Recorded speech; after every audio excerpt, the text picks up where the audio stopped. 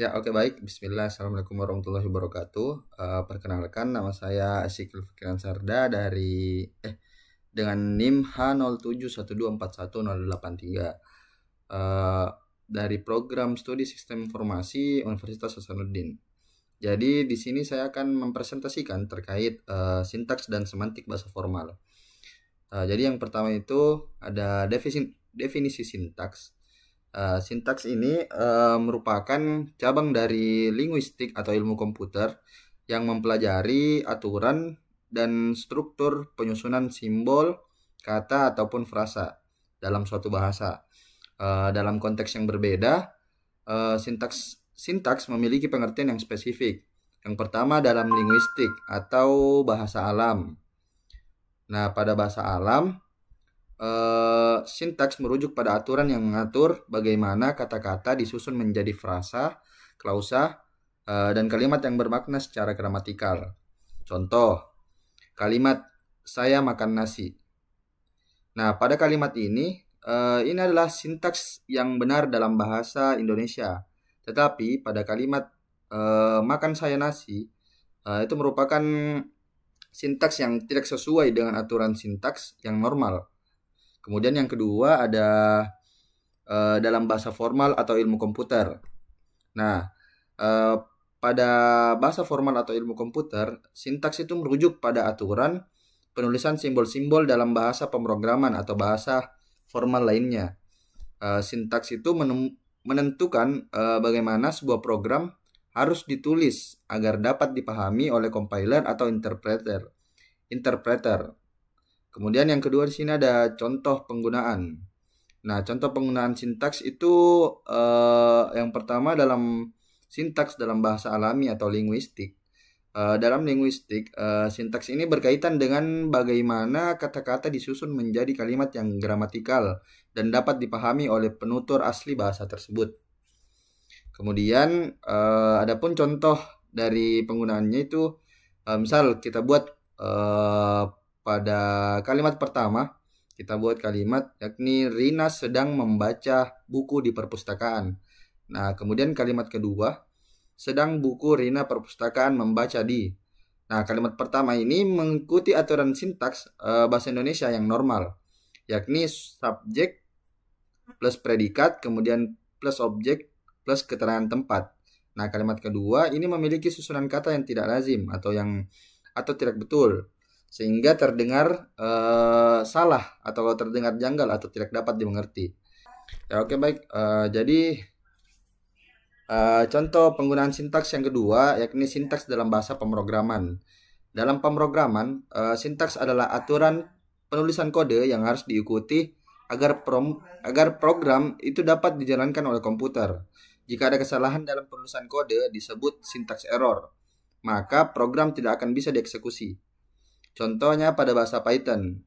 Jadi ketika kita membuat sebuah sintaks pada Python, misal kita buat X sama dengan 5, kemudian kita buatkan lagi if X lebih besar dari 0, kemudian kita tidak menambahkan titik 2 di belakang sintaks tersebut, maka sintaks tersebut tidak dapat dieksekusi. Kemudian yang ketiga yakni contoh penggunaan sintaks dalam bahasa formal. Nah, dalam teori bahasa formal, seperti yang dipelajari dalam ilmu komputer teoritis, sintaks itu merujuk pada aturan pembentukan string atau kata dari simbol-simbol dalam alfabet tertentu yang membentuk bahasa formal.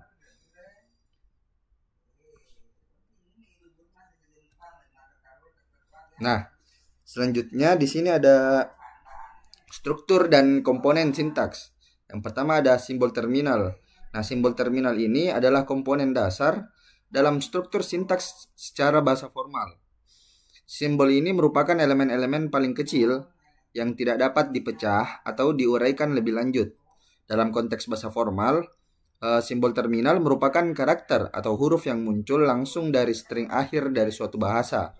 Misal, jika sebuah bahasa formal memiliki alfabet dengan anggota A, B, maka simbol terminalnya adalah A dan B.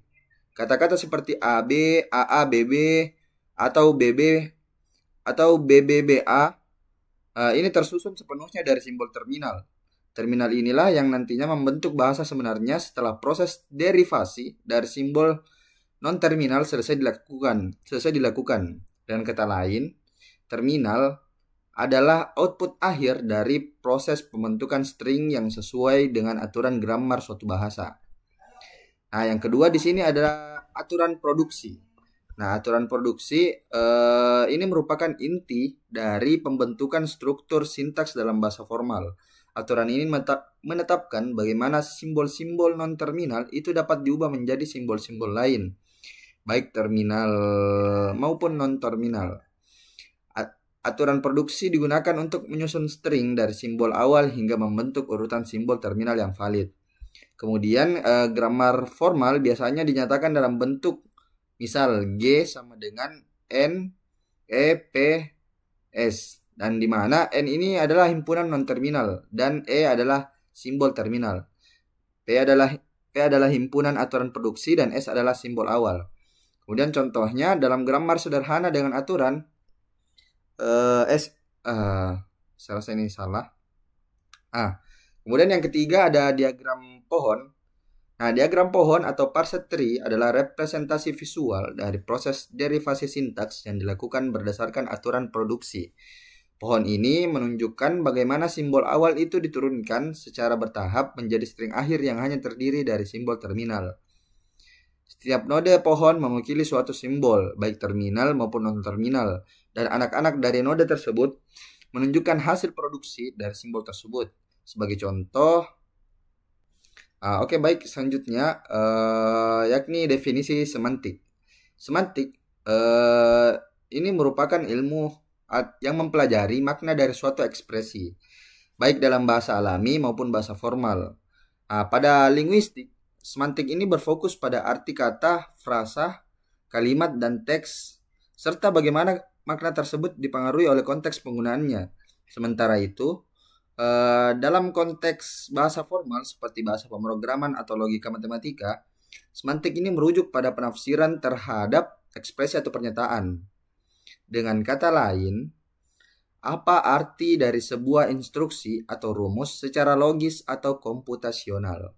Nah, semantik ini berbeda dengan sintaks, yang hanya berkaitan dengan aturan penulisan atau struktur suatu bahasa.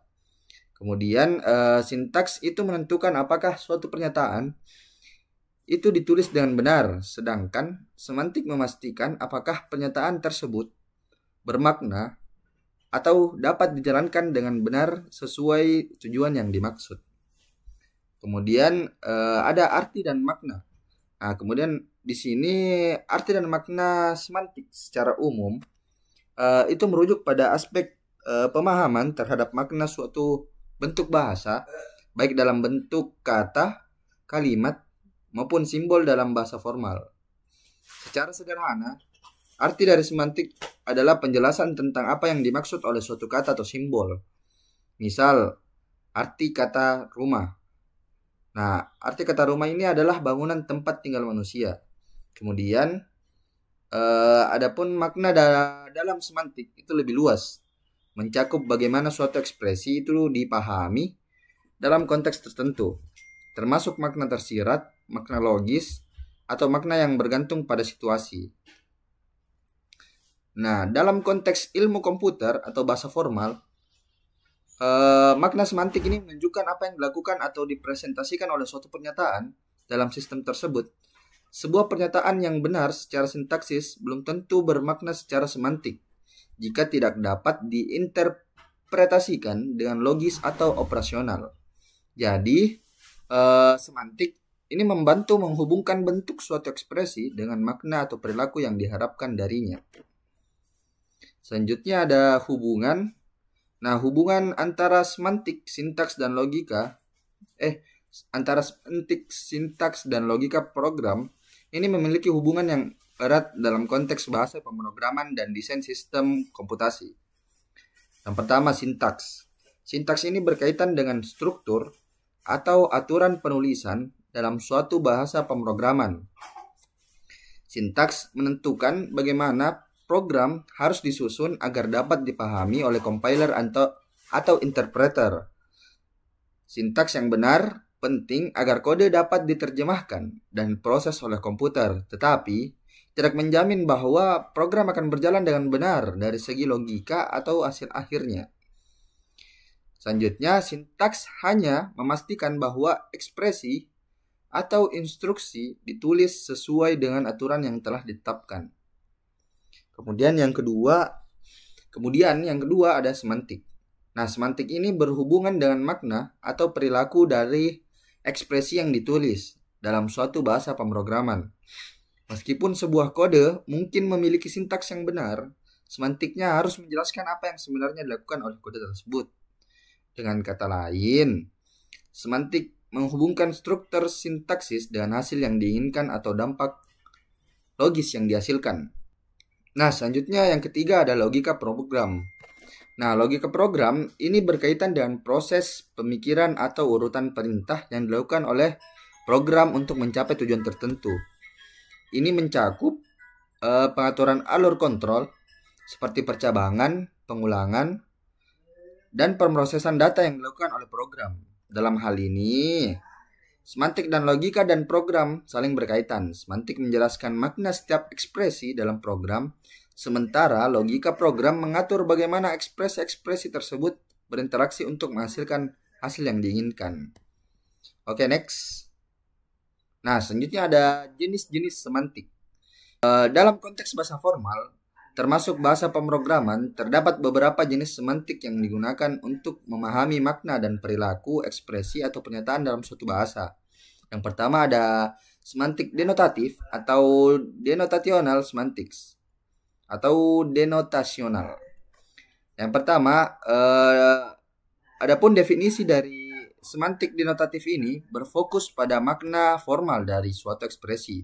Pendekatan ini mencoba mendefinisikan secara eksplisit apa arti dari sebuah ekspresi dalam bentuk yang lebih matematis atau struktural. Adapun tujuannya yakni menyediakan pemahaman yang jelas tentang nilai atau hasil yang dihasilkan oleh suatu ekspresi berdasarkan aturan yang ditetapkan.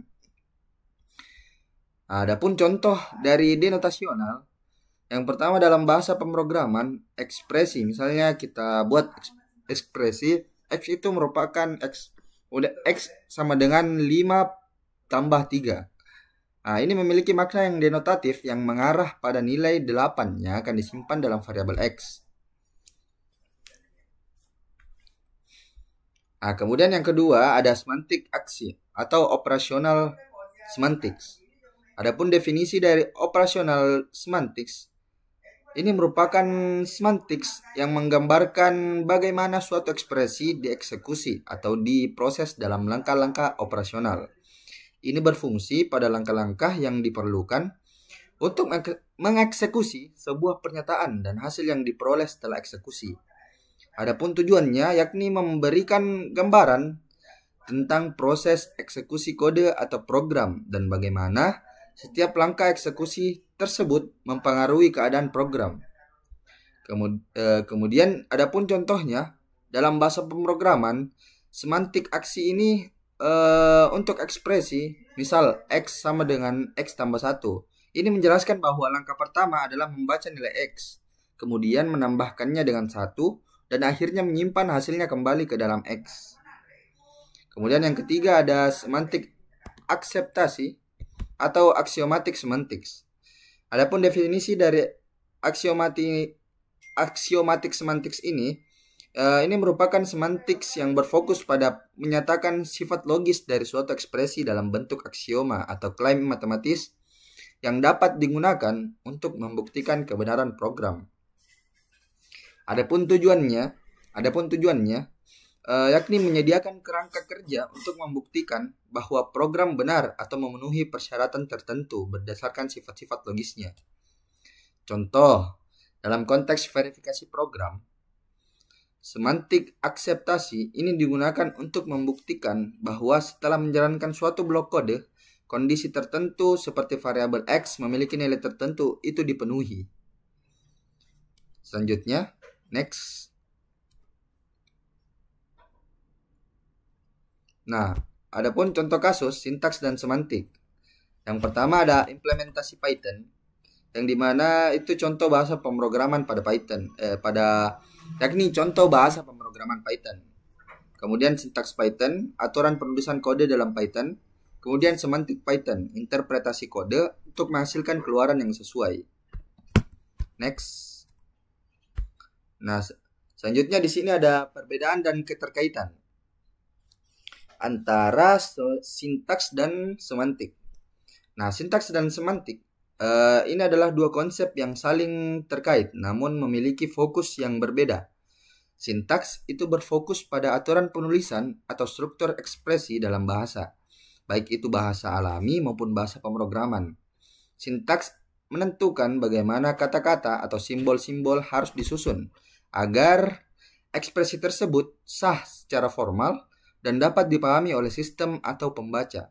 Sementara itu, semantik berkaitan dengan makna atau arti dari ekspresi tersebut. Dalam bahasa pemrograman, semantik menjelaskan apa yang dilakukan oleh suatu pernyataan atau instruksi, sedangkan dalam bahasa alami